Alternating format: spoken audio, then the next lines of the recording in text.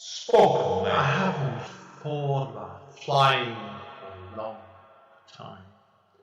I haven't dreamed that moment when I was alone above the clouds for a long time. I've dreamed waking up in a room surrounded in blue and green grass for more years than I could dream of memory. I haven't walked back into the past or scratched on the doors of my origins, where it all came from, since I hung up that cape for the last time. Return to Cape Town 10th Year Anniversary Edition is a revised version of Andian's first poetry book.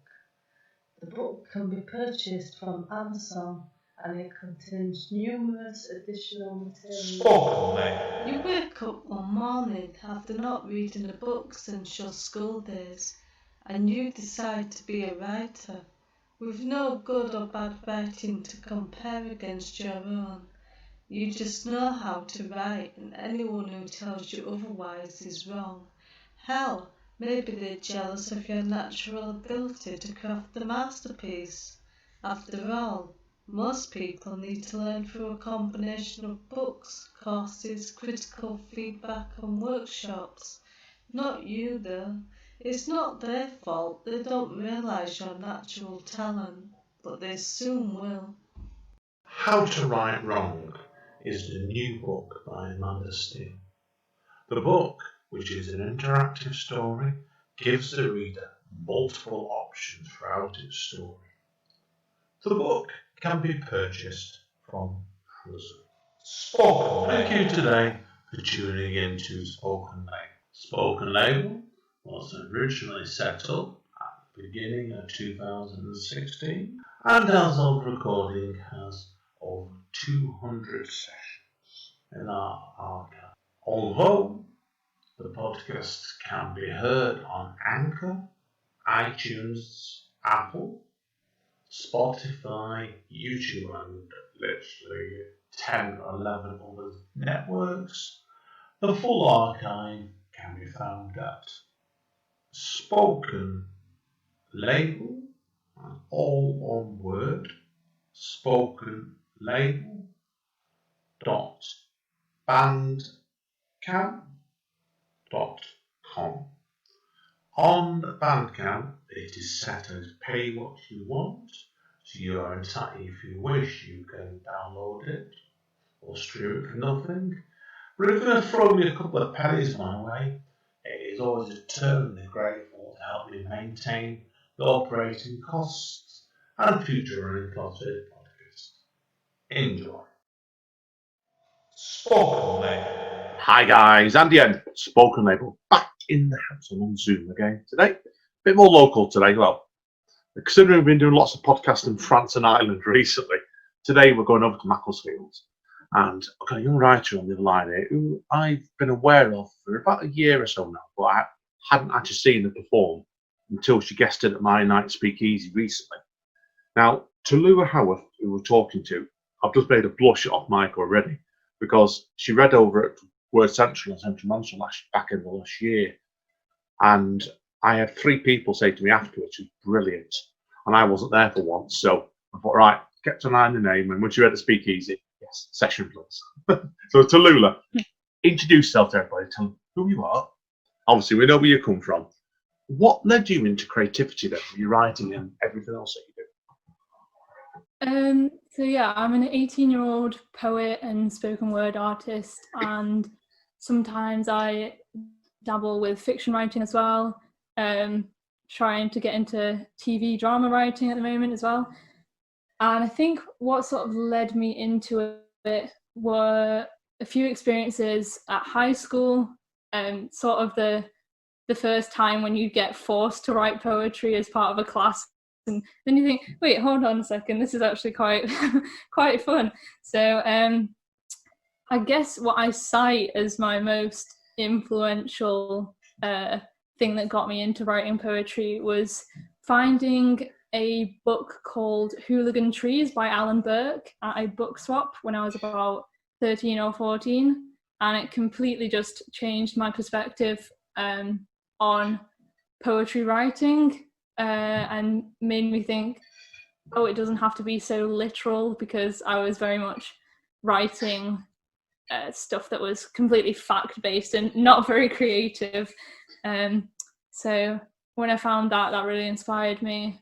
And after that, I had some work experience at the end of high school in Manchester's Contact Theatre. And as part of that, you were invited to go to one of their Young Identity sessions. And that was my first time performing poetry in front of other people. And everyone was just so encouraging. And that just made me think, yeah, I could get used to doing this. Brilliant. Obviously, I know you've been telling me off mic before that, you're doing some work with Young Identity at the moment, aren't you? So do you want to tell us about that first of all then? So yeah, Young Identity are doing a partnership with Manchester International Festival and Xaverian College at the moment, which is the college that I've been going to up until recently. And it's centered around debating and political poetry and speech writing, and it's called Speak Out. I think it's a really good project to be involved in at the moment with the political temperament of the world. It's just everything is going on right now. I think it's great to educate yourself, and it's sort of helping me be a bit more democratic, whereas I can be quite emotional in debates and fly off the handle a bit. So it's good to get a bit more grounded. Yeah. So. Yeah, cool. Now, I want to ask you, so there's a couple of things we need to talk about with you specifically, and I found really interesting, is you were telling me before of Microsoft, which I've got to go up the screen now actually. You made the shortlist, didn't you, for the BBC Young Writers Award for 2019 with the piece called Another Pair of Eyes. So tell us about this then, first of all. What made you want to apply for this award, and what was the experience after making the shortlist? I have to admit, it was a very last minute thing. It was a piece that I'd written in college with a visiting author, and she encouraged us to just be writing these short stories and just, send them off for competitions on the off chance you might get anywhere with it. And the competition itself was for an 1,000-word short story, whereas mine came out to more about 300 words. So I thought, it's probably not really going to compare to some of the other stories. I think it was very last minute, to be honest, that I sent it in. So I really wasn't expecting anything to come of it. And then the shock when I finally realised I got the email, and I was like, oh wow, that's crazy. I think what made it get that far was how short it was, which I didn't expect would work in my favour. I imagine some of the others were much longer, so it kind of stood out as an outlier of being like a very micro story. So yeah, the experience of actually going to the event in London was nerve-wracking, definitely. I had it recorded by an actor as well, and that was what they published on their website. Wow. To meet the guy who voiced over the story as well on the night, and that was really nice, because it was like, oh, that's great, you've made it come to life a bit. So it was really cool. Probably my first sort of networking event as well. Very daunting, Oh yeah, completely. Wow. Now, obviously, I'm very interested in knowing, obviously, that I spotted before that you're a poet laureate for your high school, weren't you, as well, when you were back at school? Now, that's quite interesting experience. What did they expect you to do when you became poet laureate for your school? So it was like writing poems for newsletters and organising events. So it would be like World Poetry Day, and you'd have events in the library where students could just come up with like an open mic and sort of encouraging like the younger kids to get involved with it and stuff. So I think yeah, I might have possibly got that role in my last year, so I'm not sure how much it achieved, but I think they had like a committee for it, so they have other people who picked it up after I left and stuff. There's still something to go on your CV, and it's an experience. I think as writers, I'm always a believer. When you really get going into it, doors open for you, and everything you do is an new adventure and experience. And I think it's excellent. That. Okay, moving on now. Sorry. I was just going to say the good thing about it was that was like getting used to performing in front of a lot of people, because it was sometimes in assemblies, which of course is like a room of 800 kids and stuff, so it was a good introduction. Oh yeah, completely. I think when you're doing that, you're more ready than to perform in groups of 50 to 100 people. Definitely, 800 is heck of an audience. Wow, I've done it a couple of times, and it's not easy. That's for sure. Okay, now I'm very interested in knowing, obviously, there's a few other things that you've done, and this is why it's really a pleasure to interview, because you've already done a lot of bits and pieces, and it's great to chat about. Now, I know you also were commended, weren't you, in Bailey Blackburn's 2000 August Challenge 18 on found poetry. What led you into this then, into found poetry? The Young Poets Network have a great amount of prompts and competitions for young poets, and I think I'd been following their stuff for a while, and just trying to get involved, because you can send in stuff you've written already, but it was great to find the motivation in the stuff that they suggested. So with that one, it was just to write any found poem. It could be a blackout poem, and my idea was to pick texts that I've had with friends, and like messages out of our conversations, and sort of compiling them all together.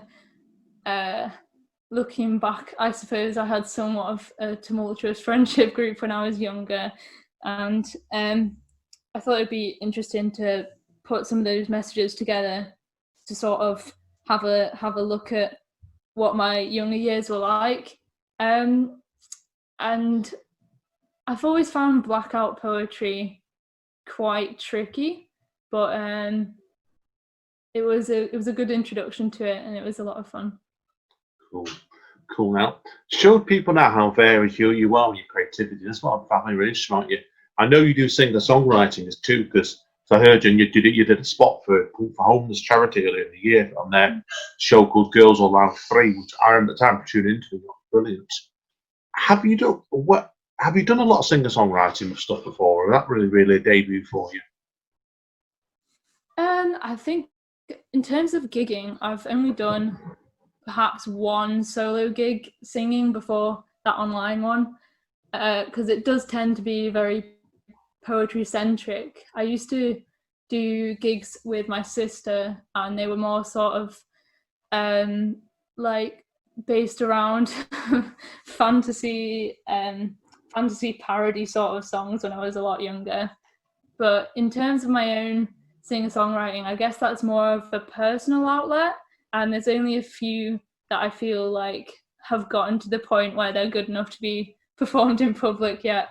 I think I'm gonna eventually work towards releasing an album at some point, but I'd rather not rush it. I'd like to, be completely comfortable with it being out there and being my best work. So that's more of a long-term project, I imagine.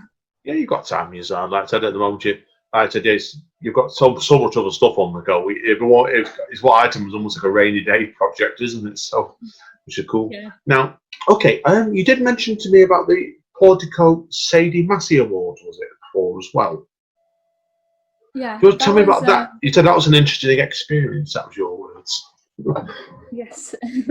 It was a review writing competition, and it could I think you could do a creative response to it as well, but I chose the more critical review, and I responded to the poetry book that I mentioned before, Hooligan Trees by Alan Burke, with it being one of my biggest inspirations.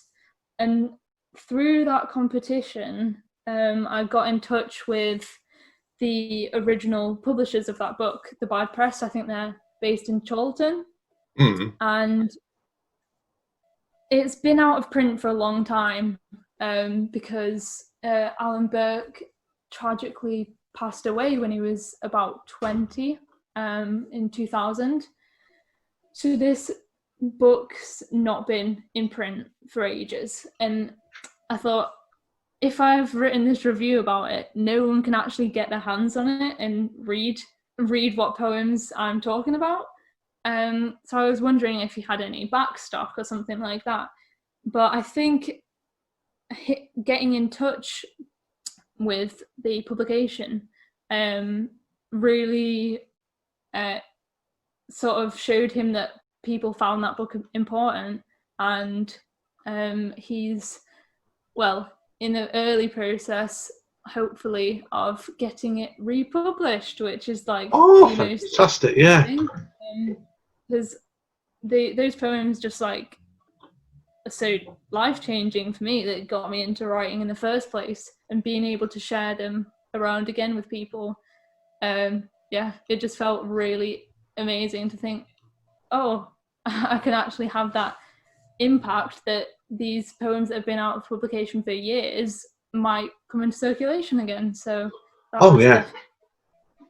it shows you sometimes what impact you can make with stuff like that sometimes. Like you said, definitely, because it's I know of the book you're on about. I've never read it, so I'm like, it's, and I've had dealings with the press as well before now, because they've been publishing a book by a friend of mine from whenever, right? Yeah, so they're meant to be good publishers, but actually it's something to be proud of that. Definitely you bought the book back into print without print for years. Fantastic. Okay, I want to know next as well, because show people how varied your work is. Tell us about this session you did for Bad Punk last year, when you did an hour of poetry with a live improvised soundscape. That was probably one of my favourite experiences that I've had so far. It was this hour-long session with Johnny Brown and Inga Tallulah doing the live soundscape, and it was, in terms of the soundscape, that was completely improvised when we were doing it. So we didn't really have much discussion before. I just went in with, 20 poems, and she just played around with the soundscape whilst we were doing it. It felt very off the cuff, and sort of that collaboration in the moment when we were trying to coordinate the poetry and the soundscape.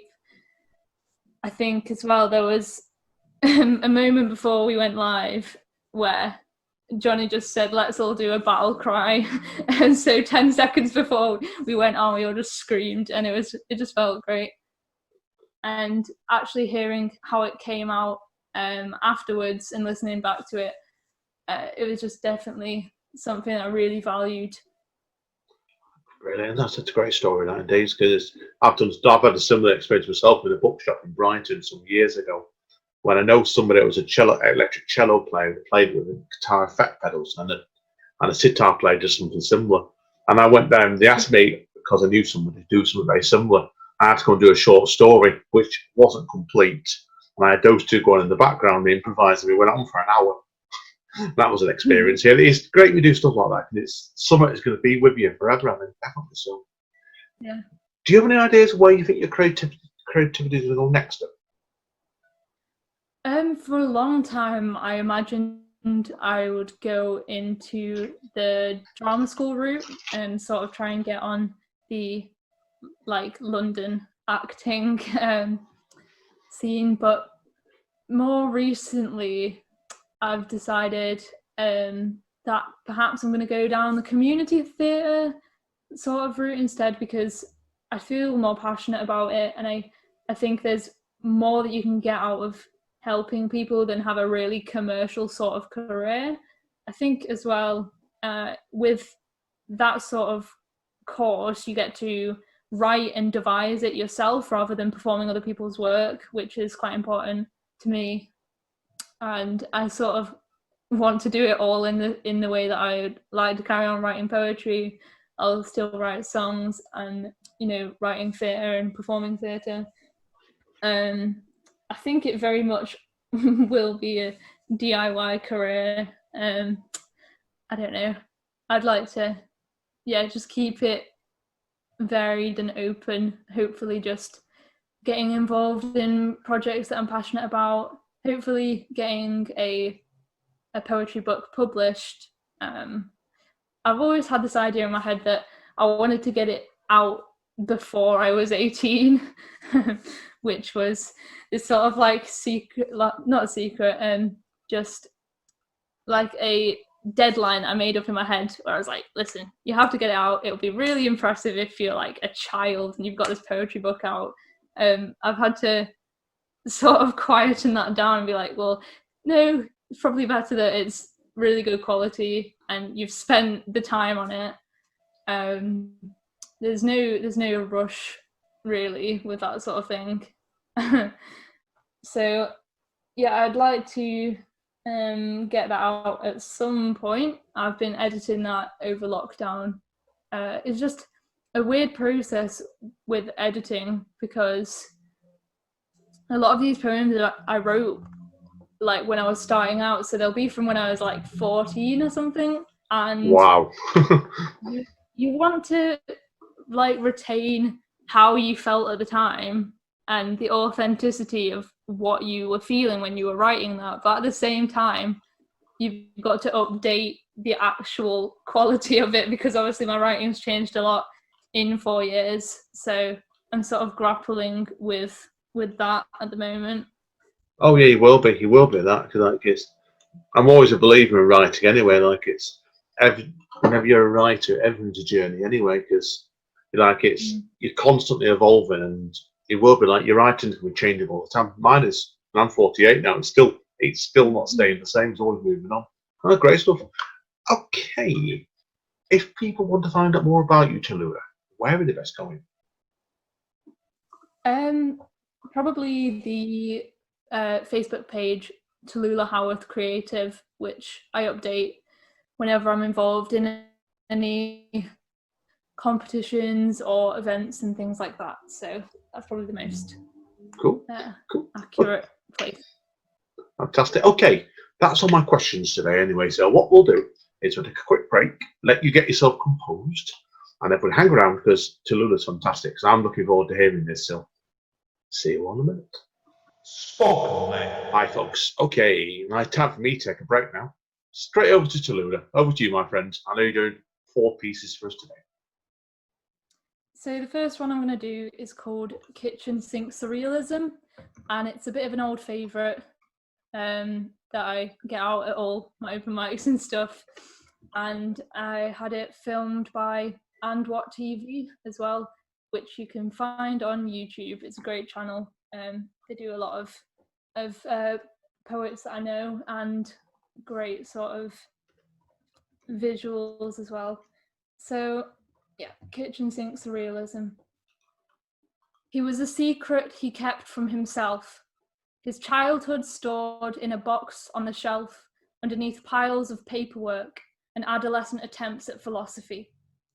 Drenched in contempt, like writing it down would make his brain less unkempt, but instead he was just strewn in an island of documents, isolated from his own identity. His paper-thin excuses to himself, how he can justify wasting so much time, veins coursing with medication and regret, trying to find a remedy for a disease he didn't have yet, how he drank away the birthdays and the funerals and the grey areas in between, scrawled on one piece, I thought this was what it meant to be young. Memories like lifetimes away, stale and softened by the decades they were left untouched. But now he sits and nurses them, realizes he's grown up into the person he wished he'd never become. Nostalgia is initially warm, back to those days when his soul was reborn with a summer-kissed hopefulness of golden days and silver nights that wouldn't end. But on the underside of every silver lining there's a blade, a cold knife to the retrospective bliss that says, your memory is reconstructive. Those days weren't as good as you remember them, and you can't carry on living in the past just because your present has turned sour. He wishes he could turn back the hours and admire the crushed eggshell wallpaper and the water dispenser in the waiting room. He thinks all this as he stands in the smoking area in his hospital gown, chewing bitterly on his last cigarette. Wow, that's really powerful, that. What was the experience then like then, obviously, doing your thing with And What TV then? Because I didn't know about that one before. So was that quite a surreal experience being on that TV channel, was it then?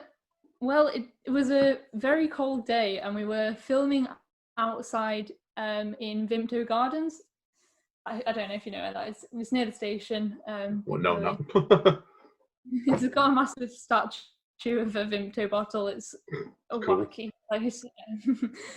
And so it was absolutely freezing and people kept walking past and seeing the camera and, you know, shouting stuff or getting in the shot. So eventually we had to retreat to home and ended up filming it inside a toilet against the tiled wall.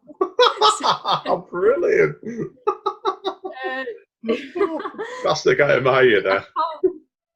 I can't say it looked very normal when 3 women walked out of a toilet holding a massive tripod and camera.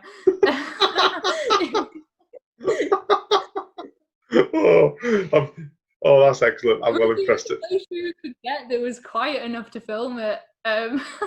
So yeah, not the most orthodox of filming practice there.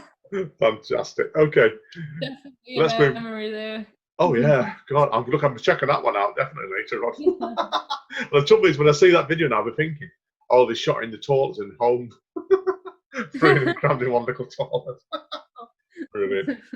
Okay, moving on then. What's your second piece for us today then? It's called Bedroom at the Bottom of the English Channel, and this one I wrote for an event again in home actually. And it was an event about being queer and in Manchester. So it was sort of highlighting the themes of urbanisation and gentrification, and yeah, just being queer and having those experiences growing up. Industrial giraffes and a building destined to detonate, telling me 06, 05, 04, 03, 02, 01, oh no, I lost my place. I think I was trying to say something meaningful, like she didn't have smoker's hands. They were too small and nimble, like porcelain. And she shouldn't have had a sunflower cigarette plucked between her 3rd and 4th fingers. And she shouldn't have puffed and thrown up her guts. Mother Nature hurls up autumn leaves as sick. We waited for the lies to linger in the air before addressing them. She's sitting there, a modern Mona Lisa, staring death in the face for so long, she makes it uncomfortable. She told me. She didn't care if her last words were poetic. She had the kind of laugh you could have lived inside, the kind of laugh you wanted to curl up and sleep inside, the kind of kiss you didn't want to end. But when I first got kissed by the city, trading skyline saliva, glittering lights flitted past my plane of vision like fireworks, tongues running over concrete teeth, chlorine lips. I felt like I was 50 stories high. I didn't know I was destined to detonate. Really? No, it's got a really good ending, that one, straight away. Fantastic. Yeah, I could feel like the detonation, the explosion, then that excellent stuff. Okay, let's move on then. On to number 3. This one is called there was something wrong with the tap, and it was not a free write as such, but when I was writing it, it just came out really easily with the imagery. I could just really see it when I was writing it, and it ended up being one that people sort of go, oh wow, that's really surreal and out there the most. So yeah. I gripped the handle, twisting it clockwise. At first nothing came out, but then the most grotesque of solutions, of human hair and mud, and old lint from a carpet, and menstrual blood, and fingernails, and cigarette butts, and dry skin, and spit, and guts, came flooding out into my cup. I attempted to screw the handle anti-clockwise and turn it off, but it wouldn't budge, and the sink was now overflowing. Out of the tap came childhood drawings thrown away, the bones of missing pets, the list of things I was supposed to do that day, the names I can't forget, flying out of the faucet in an almost accusatory way. This compound of obscenities has made its way up to my shin. Death is smeared everywhere. The pure texture against my skin is enough to retch. I reach for the phone and call a plumber and tell them there is something wrong with the tap. By the time the plumber arrives, I am submerged and I cannot even spit it out. It is above my eyes. I am floating or drowning. Brilliant. Yeah, brilliant. Now, again, it's I see the tone difference. You've got a difference in the tone there to your first two pieces in that one. So, do you often do free writes like that, or are you more? Sound like you work a bit more, probably planned a bit more in it. So, but that's the different tone to that straight away. Yeah, I've got I probably went through a period of writing far too much about bodily fluids, and then realizing when I did an open mic in a pub once that I hadn't realized was an acoustic night, so everyone else was just doing songs, and I was the only poet there, and I sort of was reading these really depressing poems, and then looked out into the crowd and just saw the most blank faces ever, and I think I introduced it with you may want to turn on to the hard liquor for this. So yeah, can't say that was the most receptive crowd. Yeah, very, very difficult when you're doing that sort of audience, that's for sure. So I've had friends do that before now, and I couldn't do it. Respect you there, I definitely couldn't do it. So right, anyway, we're on to the big conclusion now, aren't we? Yes, we are. It's called Humans Are Infinitely Repulsive. This morning felt like years ago. You are the black ice I couldn't brace alone. Mittens grapple for a mother's hand. Silver spits on tinfoil scales. Sunset slit in between office buildings. Yellow goddess, you are a gas leak mirage.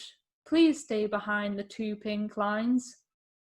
Is it normal for someone this young to feel so tired? I have lust for wisdom. I wear my heart on the same sleeve I used to wipe nosebleeds. We'd be scolded in class for laughing, so we'd make like pufferfish, coughing and spluttering. I tie my shoelaces bunny style.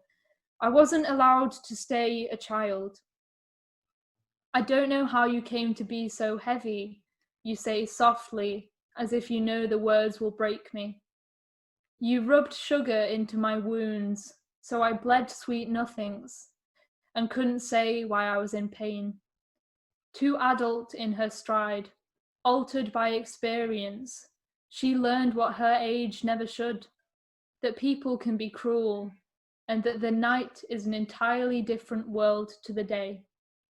Blistered lips and calloused fingers, plastered on impoverished walls, innards pulled out of my body like a piece of string, gathered in your arms.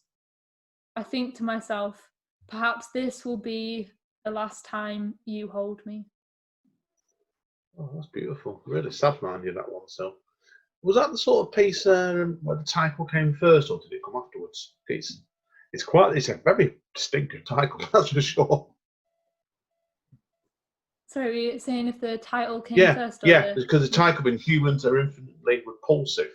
That's quite a strong title to call a piece that. So, did you find that one? Was that a case where the piece came first and you titled it afterwards, or was it the way around? I think, as it goes with most of my poems, I get the content first and then title it afterwards. And it sort of came about in the editing of my book. I got a contrasting piece called "Humans Are Infinitely Beautiful," and then this one's next. So, yeah, it was more of a structural thing that it came about from. Brilliant. That's great. Great stuff. I enjoyed that. Thank you for that today. Well, that's it. Anyway, guys and girls, thank you again, Tallulah. It's been a pleasure today. Really enjoyed it. You've been really interesting today, so I appreciate that. Right, hang around. I need a quick word you off mic. But this is Andy M. Signing out. Take care, guys and girls. Stay safe. Stay on. See you soon. Spoken, mate.